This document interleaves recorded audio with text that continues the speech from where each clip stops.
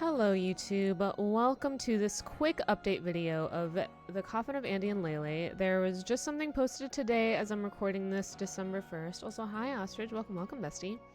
This is called Looking Back, How the Game Came to Be. So I'm just going to read through this and yeah, how do I make this like that? There we go. Beautiful. Andrew says, ha ha ha ha ha.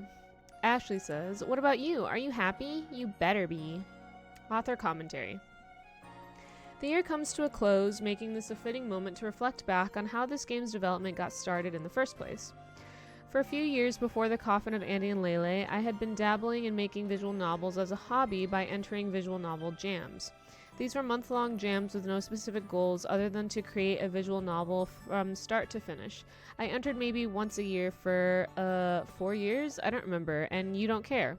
My point here is that it was enough so that I noticed a pattern. If a jam allowed additional gameplay in the visual novel, the entries utilizing it were often among the most played ones. Huh, thought lil old me, and schemed a wicked scheme. The next jam that came around, and I had time to enter, was Nanarino, and time had come to test my hypothesis.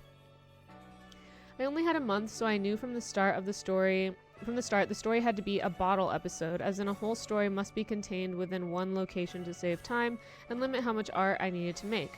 So who were the characters, and why were they there, and why wouldn't they switch locations? The easiest answer was that classic, they're locked in and must escape, which is a story everyone and their dog has written at some point. Whatever, it's just a game jam, I thought, and carried on. Then came the characters, and at first Ashley was going to be a silent protagonist named Player.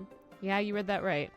I wanted to toy with the idea that players tend to do the most unhinged things when allowed. So there'd be a player and one support character whose sole purpose was to spout exposition and react to the player doing player things. Oh, the humor that would ensue. There's one small remnant of this idea still in the game.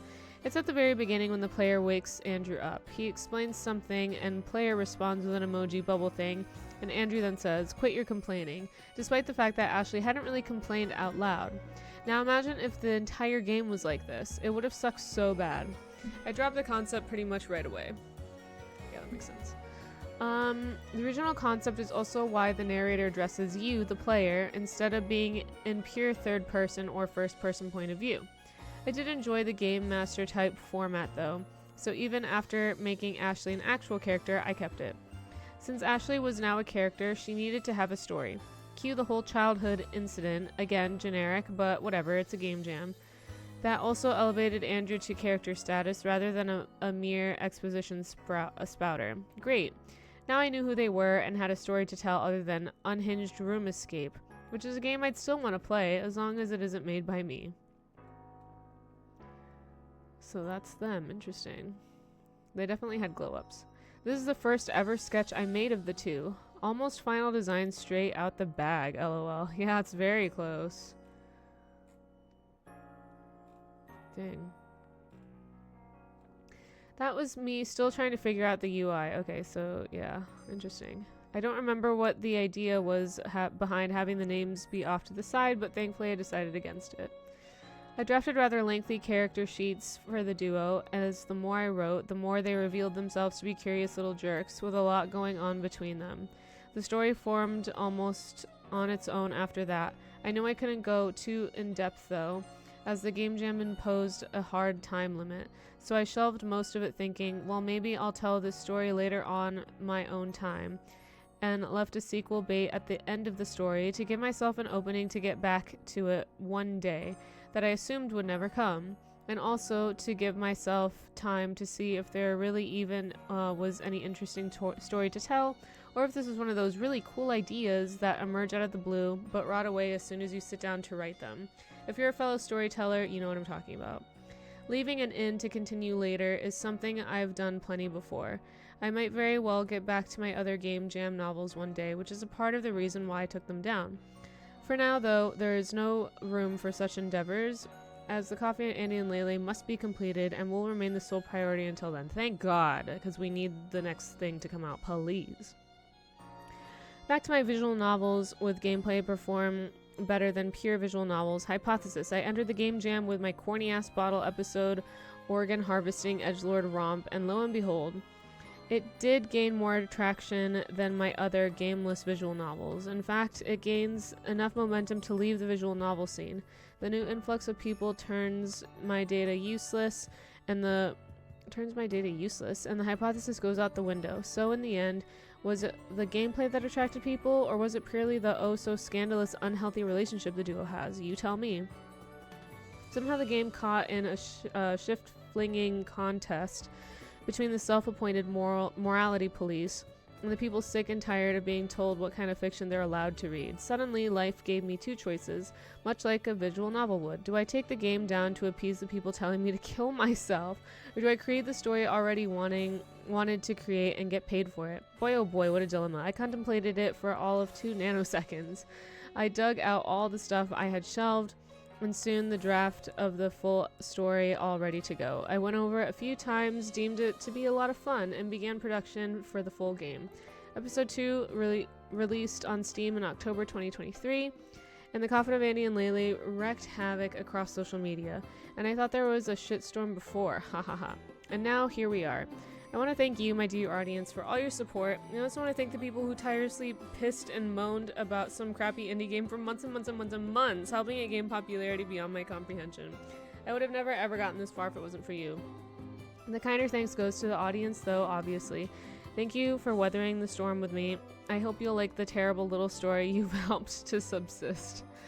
The development continues unchanged. I can't wait to see you in the next episode. It's just awful. I really like it. I hope you will too. Have a wonderful end of the year. The author of The Coffin of Andy and LeyLey, your least favorite person. Cute. And then these were the poll results. Here Ashley says, I just thought there'd be no one here to put us in jail for our wicked deeds. What can I say? You bring my demons out. I can't remember if I read this or not. Last month I asked if you'd prefer getting episode 3A straight away or later when episode 4 to Gate Part 2 is ready. Unexpectedly, the overwhelming majority voted to wait. There are also 2,100 plus comments. Same pattern, overwhelmingly poetry with a few arguments for gotta have it. As per majority wishes, episodes 3A and 4 will be shipped together after episode 4 is ready. When will it be ready? Who knows? Making 3A has taken a year, so, well, it'll be a while. As much as I love a good murder-suicide, maybe we should look within to figure out why we treat each other so horribly. Or maybe you should fuck me? Or maybe I should fuck you. Do all 3 in The Moral Decay of Andrew Graves. Available never. Thanks for your input. I'm glad I asked. I was fully prepared to release 3A alone. Had the majority expressed they don't mind a cliffhanger. Now I know that would have absolutely been the wrong call. Enjoy the wait. It's going to be a long one. See, I don't know if I agree with waiting. Like, I do worry that people are gonna lose interest. I'm not gonna lose interest, but I might, like, forget a lot of stuff and have to, like, rewatch my own episodes, which I don't like doing.